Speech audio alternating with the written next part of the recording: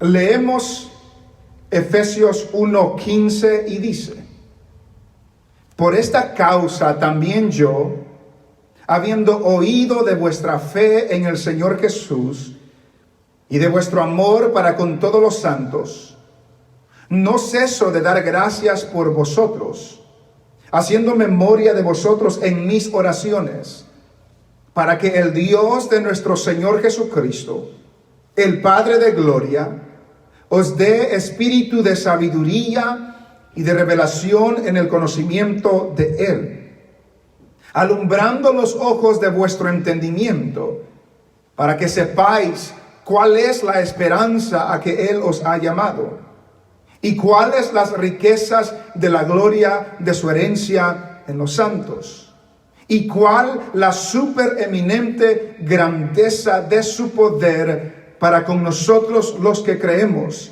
según la operación del poder de su fuerza. Amén. Oramos al Señor. Padre, gracias te damos. Nos acercamos, Señor, por medio de Jesucristo, dándote gracias por la alabanza, dándote gracias por la ofrenda, dándote gracias por la cena del Señor que hemos participado. Dándote gracias por esta palabra, Señor, que hemos leído, orando, pidiendo, Señor, anhelando, Dios del cielo, que tú hables, que tú, Señor, por medio de tu siervo, hables a tu pueblo, Señor, una palabra que transforme nuestras vidas. Una palabra que traiga vida, una palabra de ánimo, una palabra de fortaleza, una palabra de reprensión si es necesaria. Que tu Espíritu, Señor, lleve esta palabra a la necesidad de cada persona que está oyendo, que está presente. Que tú, Señor, hables. Tú conoces la condición, tú conoces la necesidad, aún lo que nosotros pensamos que necesitamos. Tú sabes la realidad de las cosas, y oramos, Señor, que tu palabra, que es viva y eficaz, por medio de tu Espíritu, Señor, penetre y parta el alma y convierta el corazón y traiga vida y alumbre nuestros corazones, Señor, y que tu siervo pueda hablar con autoridad, con precisión, con claridad, Señor, y con humildad delante de tu pueblo. Padre, bendice a tu pueblo y recibe la gloria de lo que estaremos haciendo. En el nombre de Jesús te lo pedimos, Señor. Amén y amén. Pueden sentarse, hermanos.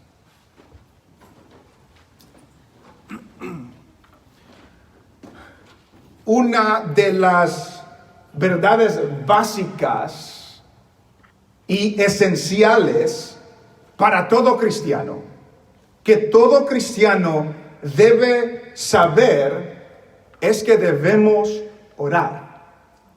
Yo creo que todos los que somos cristianos estaríamos de acuerdo. El cristiano debe de orar, que debemos tomar tiempo para orar. Jesús en San Mateo dijo: cuando oréis, oren de esta manera, dando a entender que la oración no era una opción, era algo que se hacía. Cuando lo hagan, háganlo de esta manera. El apóstol Pablo en Tesalonicenses dice: orad sin cesar. Que debemos orar continuamente, que debemos orar constantemente. Pero tristemente, para muchos de nosotros es lo menos que hacemos, si somos honestos. Es lo menos que hacemos. Y además algunos aún pueden decir: es que yo no sé cómo orar, yo no sé cómo hablar con Dios, yo no sé qué decirle a Dios, y por lo tanto no ora o no oramos. Y una de las cosas que podemos hacer para aprender a orar es leer las oraciones que se encuentran en la Biblia. Abraham oró en la Biblia. Moisés oró en la Biblia. David oró en la Biblia. El Señor Jesús da la oración del Padre Nuestro que conocemos. En la Biblia se encuentran muchas oraciones por las cuales podemos leerlas para ver qué es lo que dijeron ellos, cómo se expresaron ellos, qué le pidieron a Dios, cuál fue su enfoque, cómo se acercaron a Dios, qué le dijeron a Dios. El pasaje que hemos leído es una de estas oraciones, donde Pablo le explica a los hermanos de Éfeso y también a nosotros lo que él hacía al orar por ellos, lo que él pide por ellos. Y vamos a notar, estimados hermanos, que lo que Pablo pide por ellos no es prosperidad. Lo que Pablo pide por ellos no es aumento material, no tener más posesiones, y en esta oración ni es aún tener salud. Lo que Pablo pide para los hermanos de Éfeso y para nosotros también es algo mucho más importante que cualquier cosa material, que cualquier cosa de prosperidad. Pablo pide algo mucho más importante. Y esto lo vemos en muchas oraciones de Pablo, a tal grado que un escritor dice lo siguiente: en ninguna de estas oraciones Pablo pide cosas materiales. ¿Cuántas veces nosotros solo pedimos cosas materiales? Señor, dame trabajo. Señor, auméntame el pago. Señor, que el negocio tenga éxito. Señor, esto y aquello y aquello y aquello. Pero Pablo no pide cosas materiales. Su énfasis está en la percepción espiritual y el verdadero carácter cristiano. Él no le pide a Dios que les dé lo que ellos no tienen, sino más bien ora para que Dios les revele lo que ellos ya tienen. Note esa frase, que Pablo no pide que Dios les dé algo que no tienen, sino que Pablo pide que Dios les revele lo que ya tienen.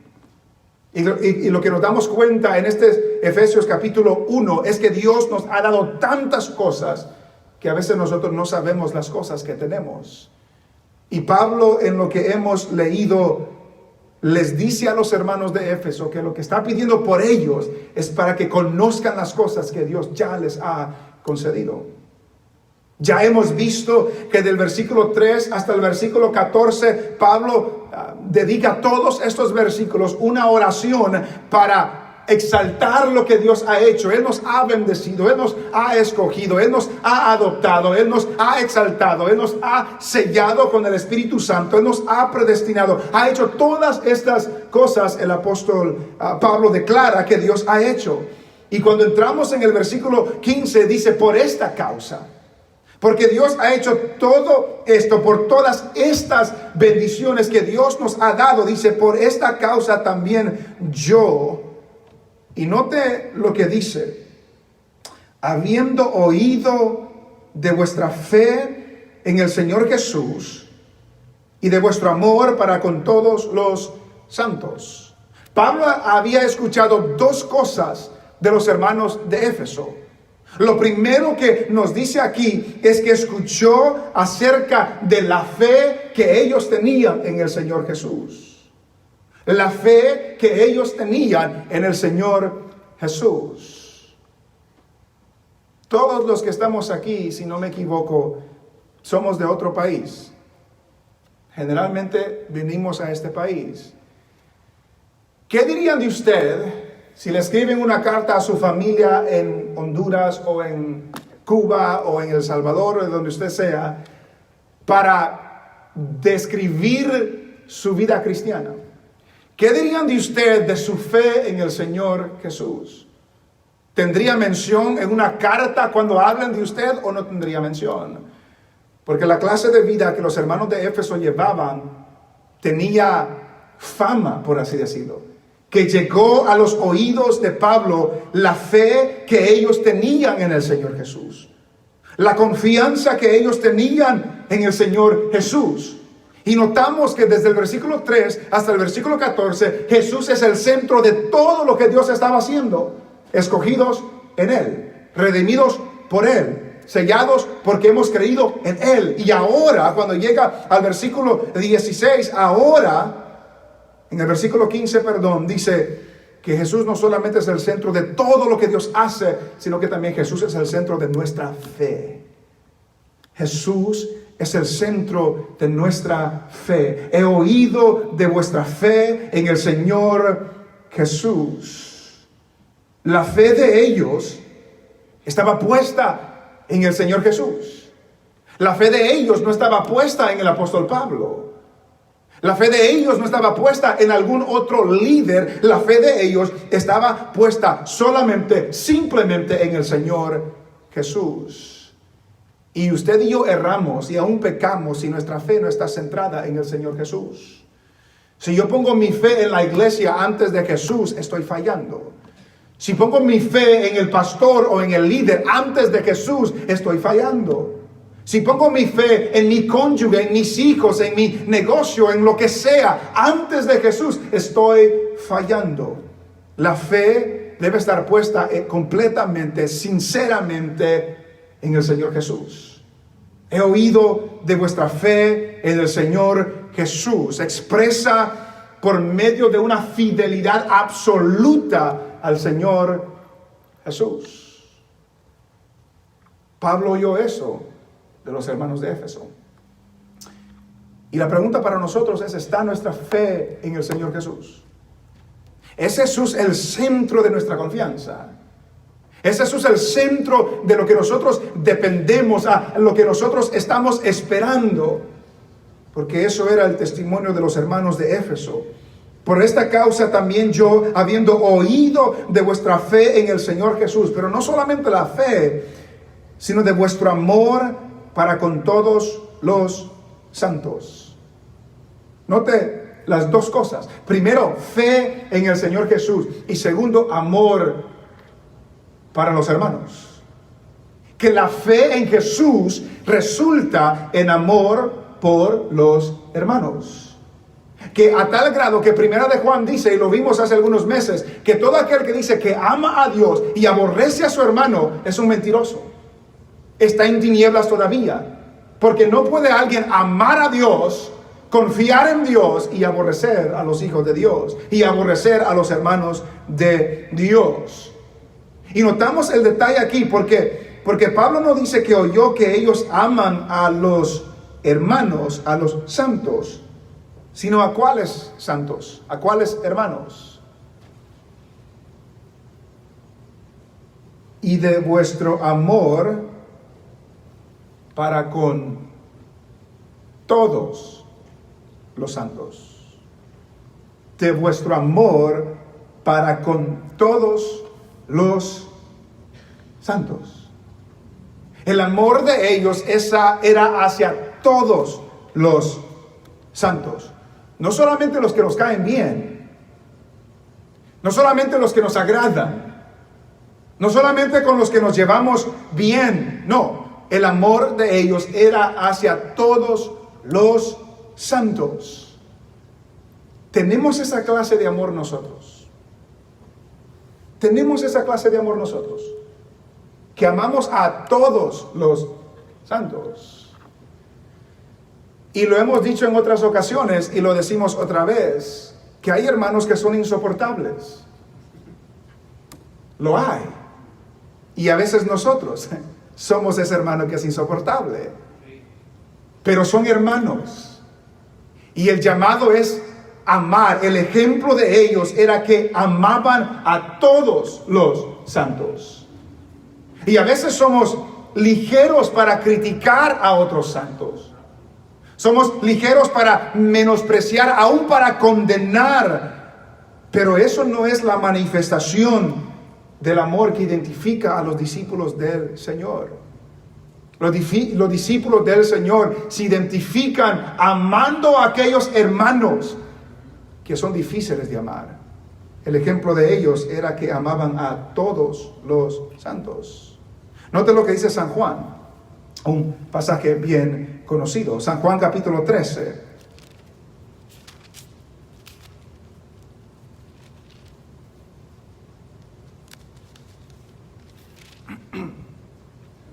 San Juan capítulo 13, versículo 34, dice el escritor: un mandamiento nuevo os doy, que os améis unos a otros, como yo os he amado, que también os améis unos a otros. En esto conocerán todos que sois mis discípulos, si tuviereis amor los unos con los otros. ¿En esto conocerán los hermanos que son mis discípulos? No, en esto conocerán los de afuera que son mis discípulos. En esto conocerán aquellos que no van a la iglesia que son mis discípulos. Que ustedes, a pesar de sus diferencias, a pesar de que no concordamos en algunas cosas, a pesar que a veces nuestras personalidades no concuerdan, en esto conoce el mundo de que somos del Señor, que nos amamos usted y yo los unos a los otros. Los hermanos de Éfeso tenían ese testimonio de ellos. Amaban a todos los hermanos. La vida cristiana, dice el escritor, tiene dos dimensiones: fe hacia Dios, y eso es fácil decir que lo tenemos, y amor hacia los hermanos, y no se pueden separar. No podemos separar nuestra fe con nuestro amor con los hermanos. No podemos separar nuestra fe con el amor hacia los hermanos. Y cuando regresamos a Efesios, Pablo dice: por esta causa yo oí que ustedes tienen fe en el Señor Jesús. Yo oí que tienen amor para con todos los santos. Y el resultado de eso, en el versículo 16 del capítulo 1 de Efesios, es que no ceso de dar gracias por vosotros. Estas dos razones llevaba a Pablo a dar gracias a Dios por ellos. Pero note que dice: no ceso de dar gracias. Que él estaba agradecido continuamente. Le daba gracias continuamente a Dios por ellos. ¿Cómo se manifiesta esta gratitud? No ceso de dar gracias por vosotros, haciendo memoria de vosotros en mis oraciones. ¿Cómo daba gracias Pablo por los hermanos? Haciendo memoria de ellos en sus oraciones. Haciendo mención de ellos en sus oraciones. Que nos enseña que Pablo constantemente oraba por ellos. Constantemente oraba por los hermanos. Y no es algo que lo hizo en el pasado, sino que lo hacía. Oro por ustedes. Y lo seguía haciendo. Y eso, hermanos, debemos de tener eso claro. Orar por los hermanos es una manera de demostrar amor y gratitud por nuestros hermanos. Orar los unos por los otros es una manera de demostrar amor y gratitud por los hermanos. Porque cuando le pedimos a Dios por nuestros hermanos, estamos pidiéndole el favor de Dios, la bendición de Dios, la bendición y la prosperidad de Dios para nuestros hermanos. Yo quiero lo mejor para los que son de mi familia. No digamos la familia espiritual. Que debo de querer lo mejor para cada uno de ustedes. Y ustedes deben de querer lo mejor para todos los hermanos de la iglesia. ¿Cómo demuestra Pablo? Sin cesar hago mención por ustedes en mis oraciones. Cuando no sabemos de qué orar, hermanos, oremos por los hermanos. Cuando se nos acaban las cosas de qué pedirle a Dios por nosotros, porque para eso somos buenos, para pedir por nosotros somos buenos, pidamos por otros. Imagínese si usted orara por cada familia de esta iglesia. Si usted orara por cada matrimonio de esta iglesia. Si usted orara por cada padre de familia de esta iglesia, cada joven de esta iglesia, si usted orara por los líderes de esta iglesia, le aseguro que sus oraciones se alargarían más y más y más y más. Porque de orar por nuestros hermanos no hay fin. Porque luego nos recordamos de otros hermanos, de las otras iglesias donde hemos estado, y oramos por ellos también. Y luego recordamos que Dios ha enviado misioneros por el mundo y oramos por ellos también. Y luego recordamos que nuestra familia no conoce al Señor y oramos por ellos también. Hermanos, la excusa de no sé de qué orar No puedo orar mucho tiempo, no es válida cuando sabemos que tenemos tantos hermanos, tantas necesidades, tantas peticiones por nuestros hermanos, y no solamente por lo físico, por sanidad física o porque Dios provea financieramente, porque como nos damos cuenta que Pablo no pide nada de eso para ellos, no ceso de orar por ustedes. Y Pablo pide dos cosas en sus oraciones hacia ellos. Nota el 16 otra vez. No ceso de dar gracias por vosotros, haciendo memoria de vosotros en mis oraciones. ¿Para qué? Para que el Dios de nuestro Señor Jesucristo, el mismo que dio tantas bendiciones del versículo 3 hasta el versículo 14, el mismo que es bendito, recuerde el versículo 3, bendito sea el Dios y Padre de nuestro Señor Jesucristo. Ese mismo Dios que ya nos bendijo, le pide a ese mismo Dios para que el Dios de nuestro Señor Jesucristo, el Padre de gloria, os dé espíritu de sabiduría y de revelación en el conocimiento de Él. Pablo no pide que los libre de la maldad. Pablo no pide que los libre de la cárcel. Pablo no pide que les aumente el salario. No, dice, no, yo le estoy orando a Dios para que Él os dé espíritu de sabiduría y de revelación en el conocimiento de Él. Que Dios les dé espíritu de sabiduría y de revelación en el conocimiento de Él. ¿Cuándo fue la última vez que pidió algo así usted? Por alguno de sus hermanos, por su pastor, por los líderes, por misioneros. Que Dios dé espíritu de sabiduría y de revelación en el conocimiento de Él. Entonces notamos lo que Pablo pide, que el espíritu que ya está en nosotros. Porque recuerde, versículos 13 y 14 ya dijo que somos sellados con el Espíritu. Son las arras de nuestra herencia. Ese Espíritu que ya está en nosotros. Que ese Espíritu nos ilumine. Que ese Espíritu nos haga entender. Que ese Espíritu nos haga captar lo que Dios ya nos ha dado. Recuerde, esto ya lo tenemos. Que el Espíritu nos dé la iluminación y la sabiduría para verlo y para entenderlo. Para que el Dios de nuestro Señor Jesucristo os dé espíritu de sabiduría. Espíritu de sabiduría y de revelación en el conocimiento de Él. Note dónde está esta revelación. Note hacia dónde apunta esta sabiduría. Es en el conocimiento de Él. Que lo conozcan a Él. Que tengan un conocimiento más íntimo de Dios. Que tengan un conocimiento más profundo de Dios. Ya están llenos de fe. Ya están llenos de amor. Ahora pido que crezcan en conocimiento. Y lamentablemente, hermanos, en nuestros contextos, el conocimiento de Dios no se le ha dado el enfoque, el énfasis necesario. No podemos amar algo que no conocemos. No podemos servir a un Dios que no conocemos.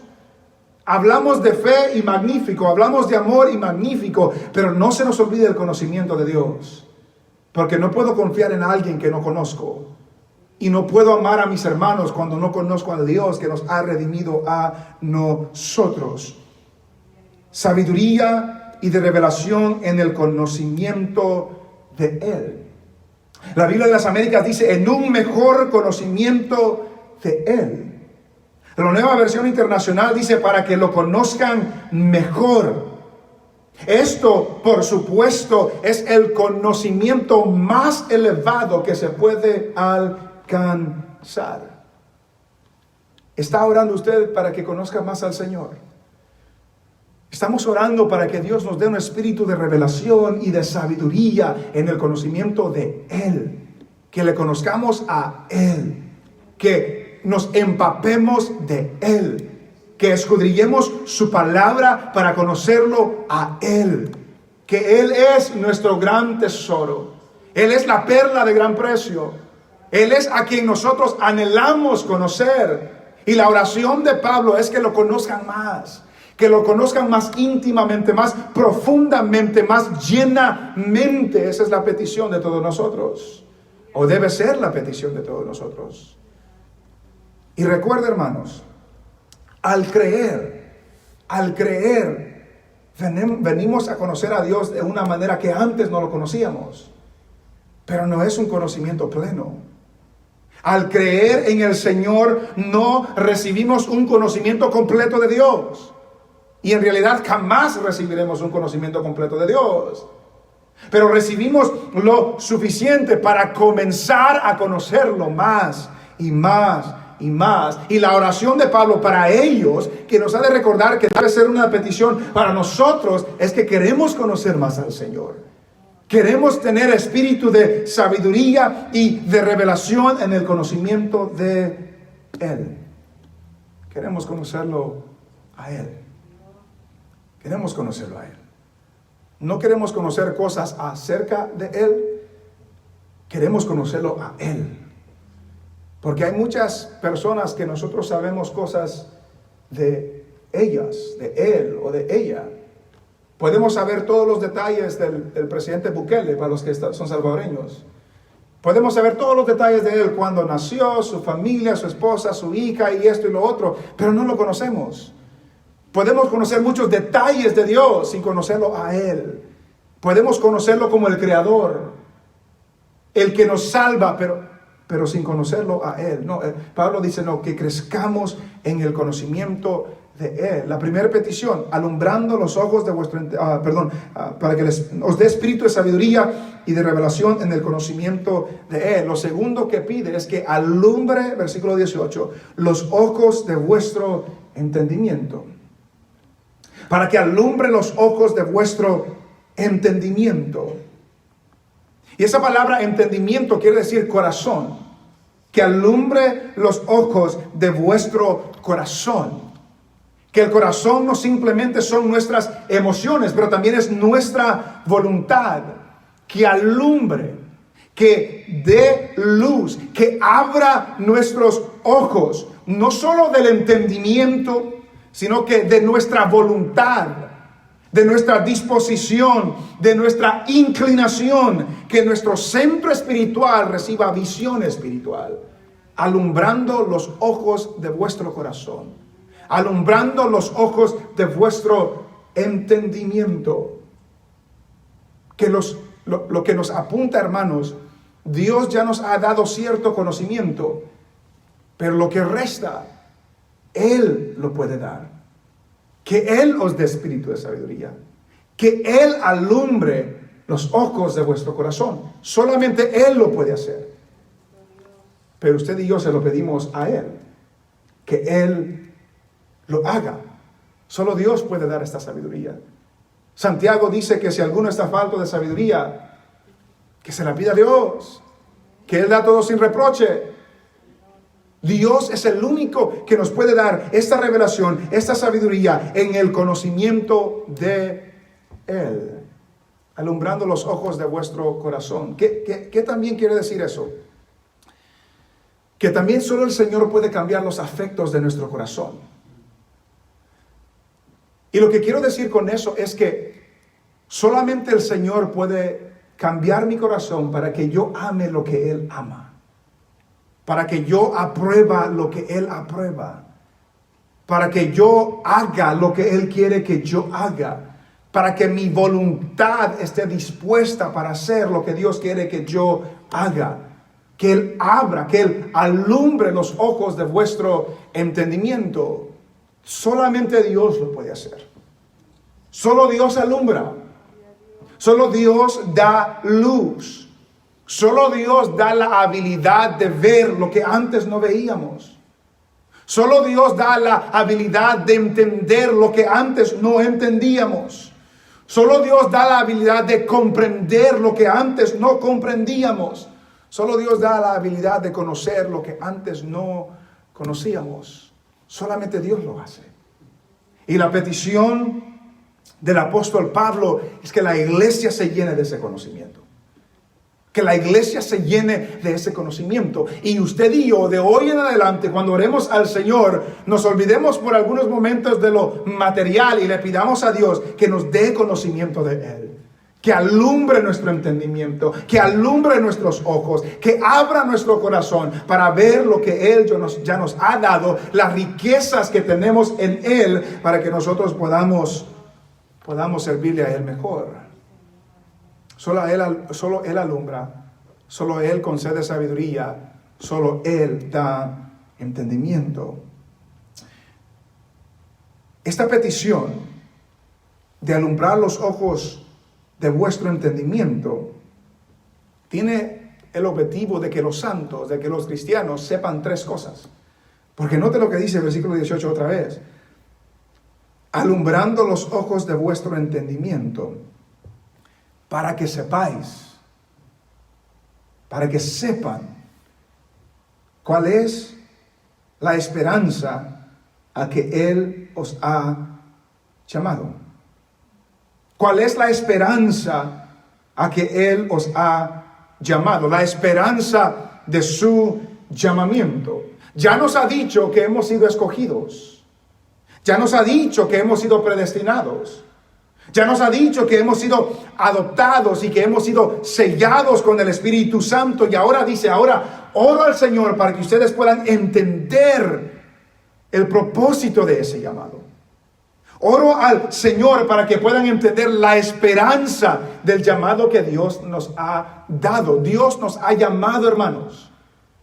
Pero a veces no entendemos la esperanza a la que Él nos ha llamado. Y Pablo dice, pido a Dios que alumbre nuestro entendimiento para que sepamos a qué nos ha llamado el Señor. La esperanza del llamamiento del Señor. Lo que esperamos con certeza. Lo que esperamos con seguridad. Y lo vuelve a repetir Pablo, por ejemplo, en el capítulo 4 y en el versículo 4 de ahí de Efesios. 4:4 dice, un cuerpo y un espíritu, como fuisteis también llamados en una misma esperanza de vuestra vocación. Esa esperanza no es un deseo. Esa esperanza no es un sueño. Esa esperanza es algo seguro, una certeza de que Dios hará lo que dijo que va a hacer. De que Dios cumplirá el propósito por el cual nos ha llamado. Dice un escritor, ten siempre presente que la palabra esperanza en la Biblia no significa espero que así sea. Como cuando un niño espera una muñeca o una bicicleta como regalo de Navidad. La palabra conlleva el sentido de seguridad para el futuro. Lo que Dios prometió hacer, lo va a hacer. La esperanza del cristiano es segura. No es, vamos a ver cómo nos va, vamos a ver si nos va bien, si tenemos suerte, si tenemos esto, lo otro. No, la esperanza del cristiano es segura, que Dios hará lo que Él ha dicho que va a hacer. Y si nos ha llamado, Él va a cumplir el propósito por el cual nos ha llamado. Y Pablo dice, oro para que sus ojos sean abiertos, para que puedan saber que Dios los ha llamado con un propósito. Y que ese propósito se cumplirá. Y si usted, hermano y hermana, es cristiano, es cristiana, por algo Dios lo ha llamado. Para algo Dios la ha llamado. Y la esperanza segura del cristiano es que lo que Dios va a hacer, lo que Dios determinó hacer por medio de usted, lo va a hacer. Y Pablo dice, alumbre nuestros ojos de nuestro corazón para que nuestro afecto y nuestra voluntad se alinee con la voluntad de Dios, porque la esperanza a la que Él os ha llamado se cumplirá. Que abra los ojos de vuestro entendimiento, primero para que sepáis cuál es la esperanza a que Él os ha llamado. Segundo, y cuáles las riquezas de la gloria de su herencia en los santos. Note la expresión de esta frase. Para que sepamos cuáles las riquezas de la gloria de su herencia en los santos. Capten lo que está diciendo Pablo aquí. En los versículos que vimos anteriormente, en este capítulo 1, nos damos cuenta que el cristiano ha sido adoptado como hijo del Señor. Y como es hijo del Señor, ha recibido una herencia. Somos herederos de Dios y coherederos con Cristo. Pero lo que está hablando aquí no está hablando de la herencia de nosotros. Lo que está hablando aquí es que nosotros somos herencia de Dios. Piensa en esa frase.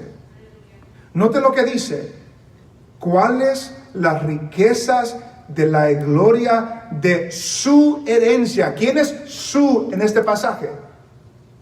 El Dios y Padre nuestro Señor Jesucristo. La gloria de su herencia en los santos.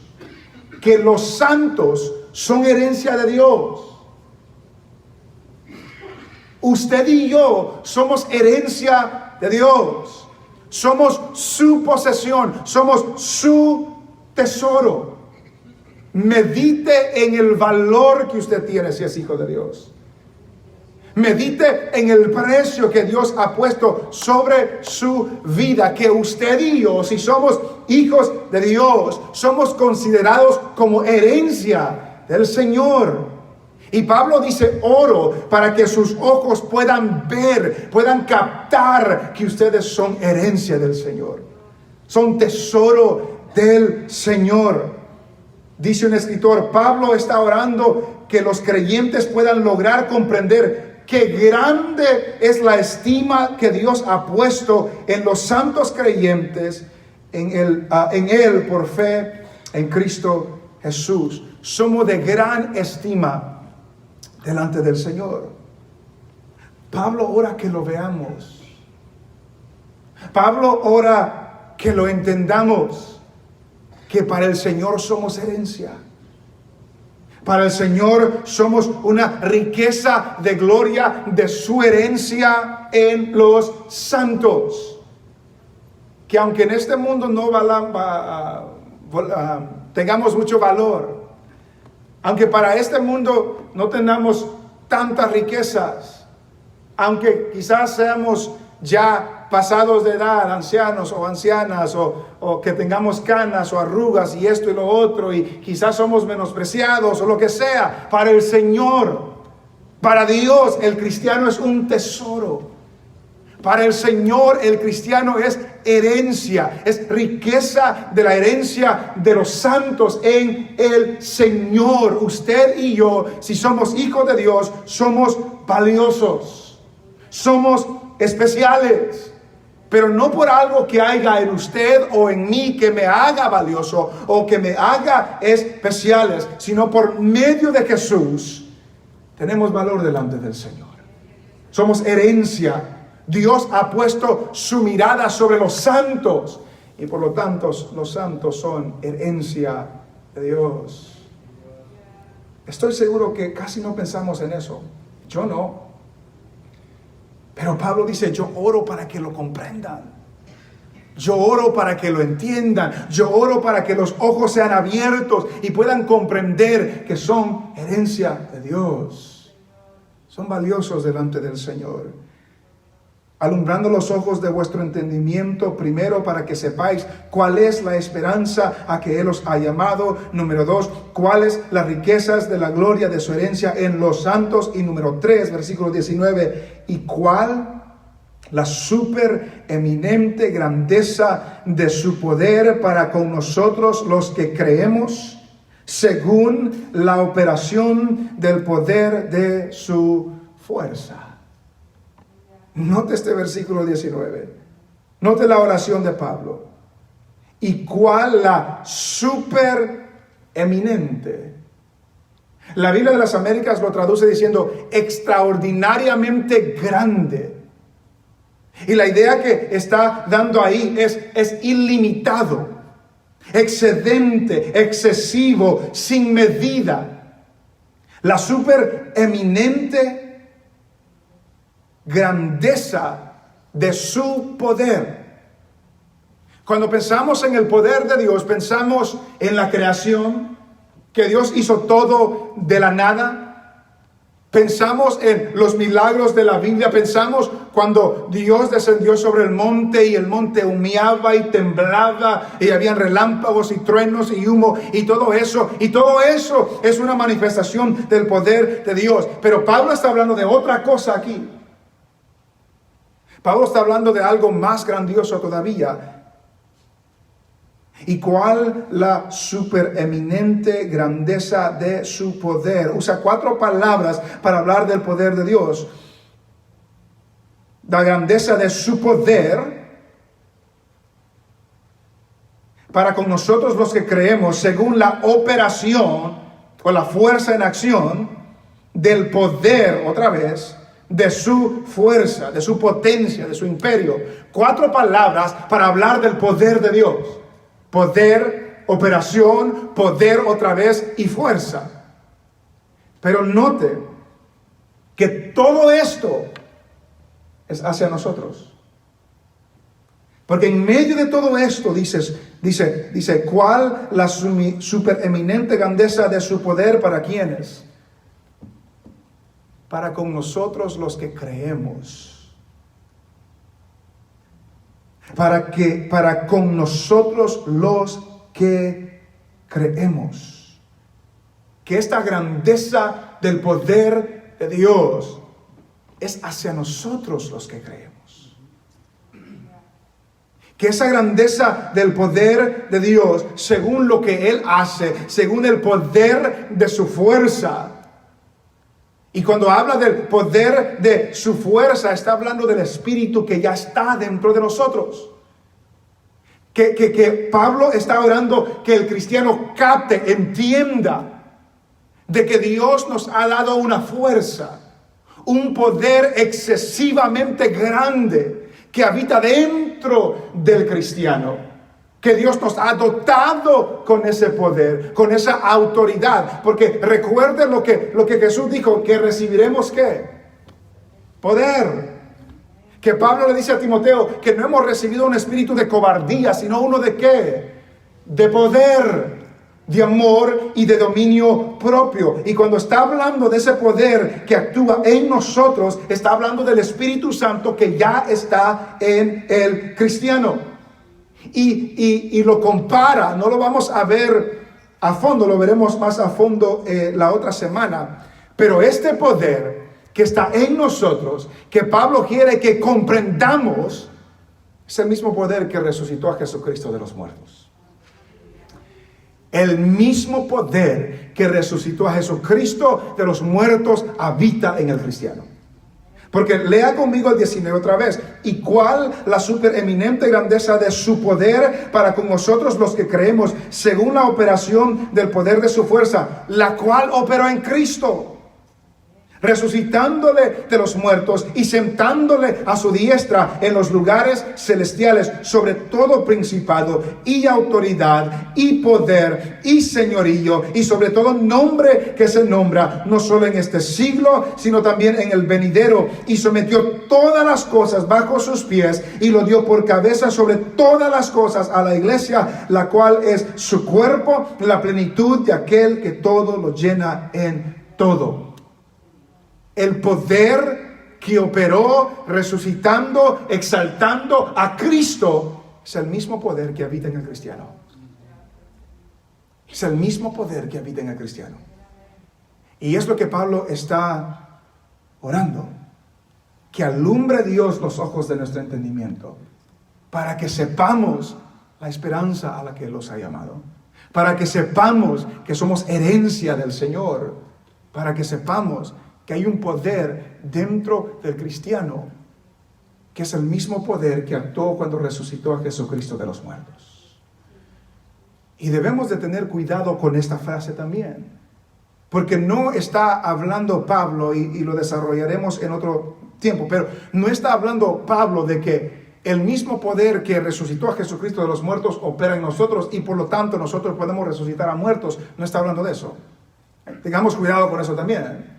De que ahora también nosotros podemos salir a sanar a los enfermos como Jesús lo hacía y hacer todas estas cosas. No está hablando de eso Pablo. Pero lo que Pablo sí quiere que sepamos es que hay un poder dentro de nosotros. Un poder que nos da la victoria. Un poder que nos da autoridad. Un poder que nos da la habilidad de obedecer a Dios. Un poder que nos da la habilidad de vencer el pecado. El enemigo más grande que tenemos es el diablo, el pecado y el mundo. Y el poder que Dios ha puesto dentro del cristiano es la habilidad de tener victoria sobre el enemigo, sobre el pecado y sobre el mundo. Usted tiene ese poder. No porque salió de usted, sino porque Dios lo puso en usted. Si es hijo de, para los que creemos, no para todos. No es para los que van a la iglesia, es para los que han creído. Para los que creemos, este poder actúa en nosotros. Actúa en nosotros. Y si usted ha tenido victoria sobre el pecado, sobre la tentación, es porque el poder que Dios ha puesto en usted le ha dado esa victoria. Si usted ha obedecido al Señor más este año que el año pasado, es que ese poder que está obrando en su corazón lo está santificando más para que pueda obedecer más al Señor. Pero es ese poder que está dentro de nosotros. Note lo que dice Efesios, capítulo 3. Y versículo 20 y 21.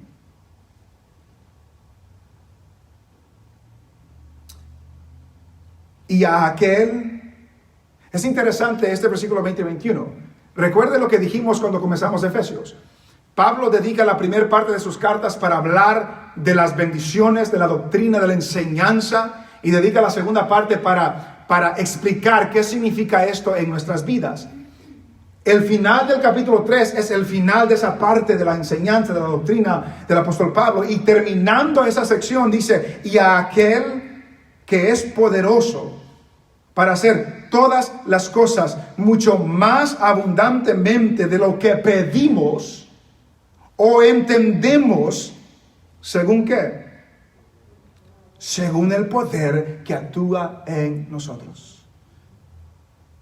Nosotros no sabemos todo, nosotros no entendemos todos, nosotros no pedimos correctamente muchas veces, pero aquel que es poderoso para hacer todas las cosas mucho más abundantemente de lo que pedimos o de lo que entendemos, según el poder que actúa en nosotros.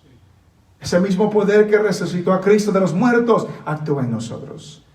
Y según ese poder pedimos y entendemos a ese Dios que hace todas las cosas mucho más abundantemente de lo que pedimos o entendemos, según el poder que actúa en nosotros, a Él sea gloria en la iglesia, en Cristo Jesús, por todas las edades, por los siglos de los siglos. Amén. Amén. Hermanos, Dios nos ha dado tantas bendiciones. Y nosotros a veces por ir detrás de las migajas del mundo, olvidamos las bendiciones y las grandes riquezas que Dios nos ha dado. Hay un canto en inglés que tiene una frase que dice, Señor, perdónanos porque despreciamos el banquete del cielo por las migajas del mundo. Y aún en nuestra oración nosotros vamos tras las migajas que este mundo puede dar o puede ofrecer. Y nos olvidamos del banquete de riquezas espirituales que Dios ya nos ha dado.